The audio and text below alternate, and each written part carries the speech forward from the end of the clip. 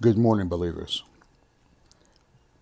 I want to talk to you about your hopes and your aspirations, your dreams, your witty ideas.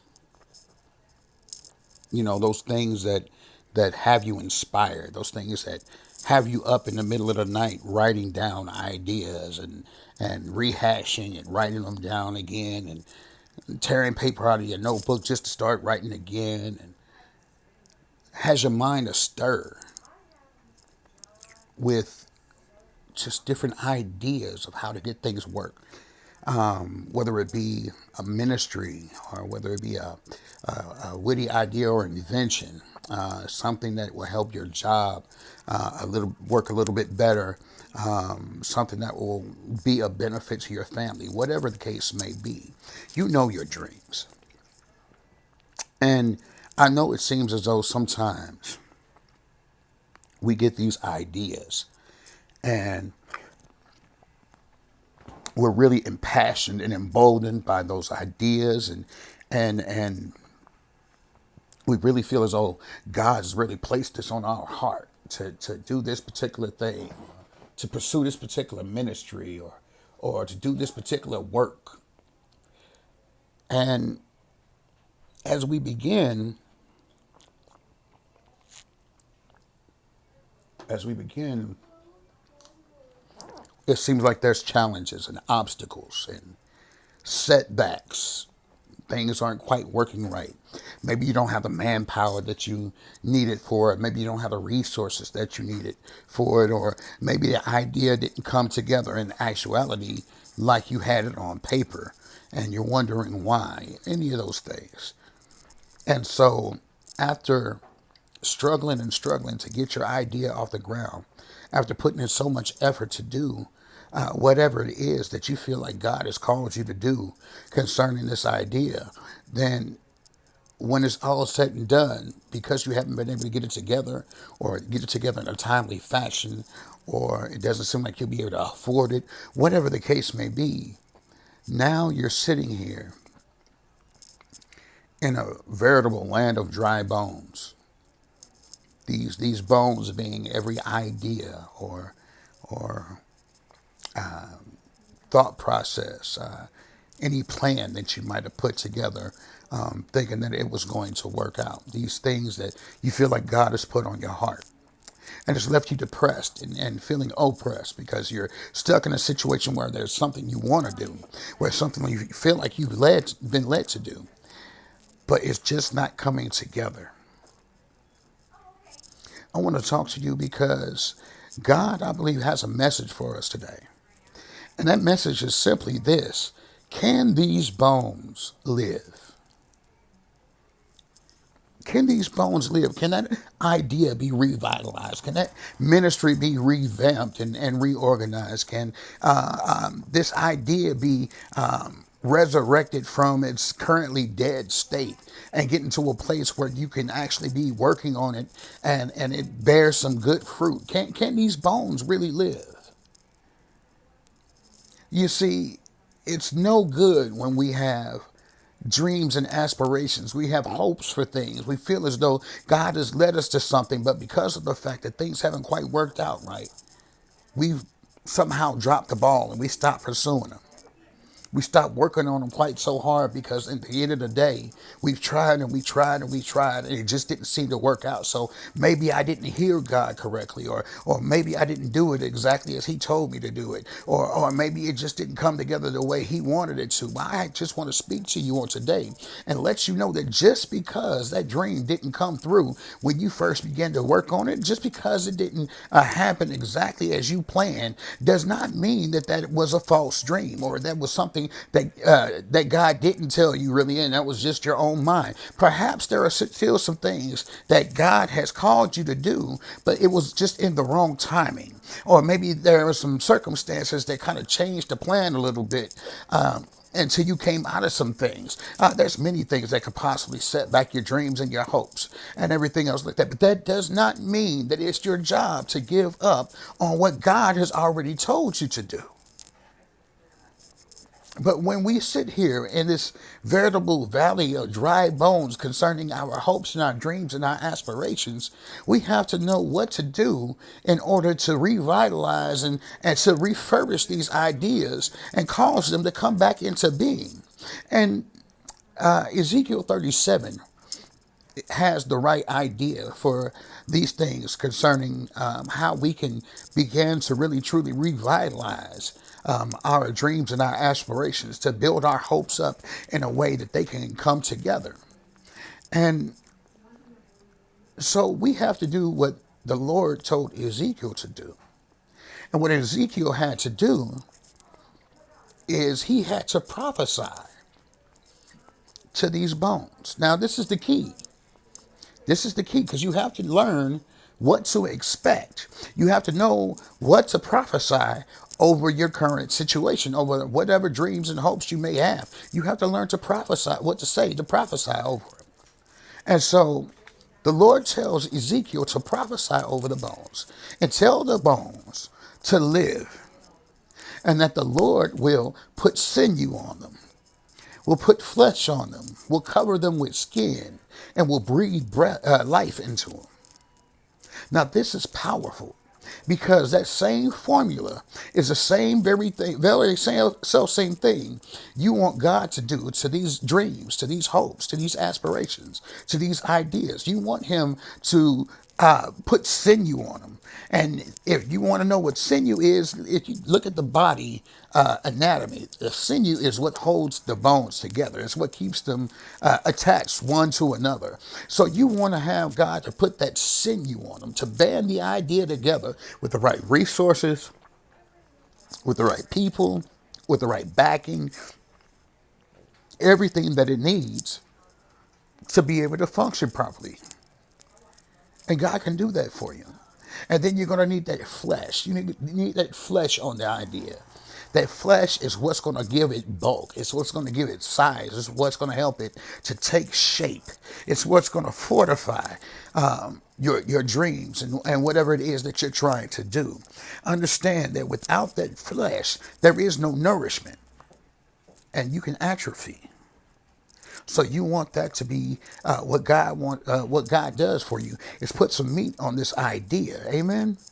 And then He says He will put flesh on it. The flesh is the covering.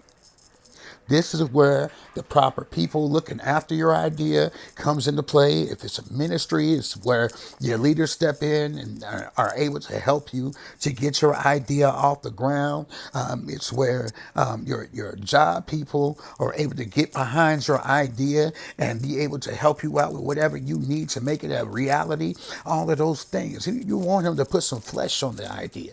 You want them to put some flesh on this thing and cover it. And that way, whenever things begin to go wrong, you got some more experienced people to help you be able to keep it together and continue to allow it to move forward. And then finally, we want God to breathe life into it, to breathe life into the situation, to give it breath, to give it air, to give it life and vigor, to get it started and on its way. And only God can certainly do that. But we must understand that life and death is in the power of the tongue. So we have to speak the right things over our dreams, over our situations. You can't get all of these things to come together for your idea if you're speaking out of doubt and negativity. Oh, Lord, I hope you can do this, because, it ain't came together yet. I don't know if you really trying to do it for me, but if you can, no. You have to speak with authority, with the authority that God gave you because of Christ's indwelling spirit, and speak to those bones and tell those bones to live, to take shape, take form, to band together, to get covered and to breathe. Now, this is the other thing that I want you to understand. That in order to make this thing right, when Ezekiel prophesied to the bones to live, the Lord was able to put the sinew on, and He was able to put the flesh on and allow it to take shape and take form and put the skin back on and cover the bones and everything else like that. But it says that yet they still didn't live. So this is the key. You need to understand, just as much as you need to prophesy to those dry bones, you also need to prophesy to the wind. You need to prophesy to the wind. You need to put that in the atmosphere. You need to put that declaration out there in the open. Declare and decree that these bones shall live, that this idea shall live, that this ministry shall live, that whatever it is shall live and shall have life. Breathe on this, God. I want you to put your breath of life in this idea or in this situation so that it can live and so it can take form and so that it can begin to move and do what it is that you have already preordained and predestinated for it to do. You can't just prophesy to the bones and tell it to live. You got to prophesy to the wind. Because when you do these things and you speak with the authority of God on whatever situations, especially if it's something that you know God has called you to do, something that God has brought you to, then when you speak with authority, when you believe that God can do these things, and you speak it into the atmosphere, it has no choice but to come together. It has no choice but to become what exactly God said it needed to become. So it is my encouragement today that if you have any ideas, if you have any hopes or any aspirations for ministry or for your family or for your job or for a missionary trip or whatever the case may be, whatever it is that God has placed on your heart that seems to be in this valley of dry bones, I want you to pray and I want you to ask God, God, is this really from you? Show me a sign. Let me know this is really from you. And when God begins to answer that thing, then I encourage you to do exactly as Ezekiel did. He was obedient to the Lord and he prophesied over those bones. And he prophesied to the wind so that these bones could take form and began to become everything that they were meant to be. Now I want you to understand as well that this message goes as well for your local church body or for the church as a whole. The saints of God need to learn to prophesy over this dry bone situation that we find ourselves in, where the church is ineffective, where the saints don't seem to be in the place that they need to be, when it seems like everybody is conforming to the flesh and what the flesh dictates, as opposed to getting in the spirit and speaking those things that be not as though they were. I believe it is the encouragement of the Lord that we all open up our mouths and we speak to that very situation that has kept the church divided for so long, that has kept the church segregated for so long, that has kept the church just in this spirit of division, that we need to prophesy over these bones so that God can bring them all together. And then we need to speak to the wind so that God can breathe new life into the church so that we can be effective here on the earth, so we can be effective in the lives of those who are lost and can't find their way, so we can be effective in the lives of those who have lost their way and once knew who God was, so we can be effective in the lives of our children and our children's children and our children's children's children, and began to rebuild and revitalize and refurbish all the things that God has called for us to be and do here on the earth and make a change for the better. Speak to these bones and tell them to live in your hometown, in your city, in your state, in this nation, so that everything will come together and be as it should be, as according to God, and we can make a difference. Could really make a difference. I pray that you're blessed by this message. I hope you begin to truly prophesy and tell God to let these bones live. And remember to prophesy to the wind so that you can breathe new life into your ideas and into your ministries and your situations. This is Minister Jay saying God bless you and have a great and wonderful day in the Lord.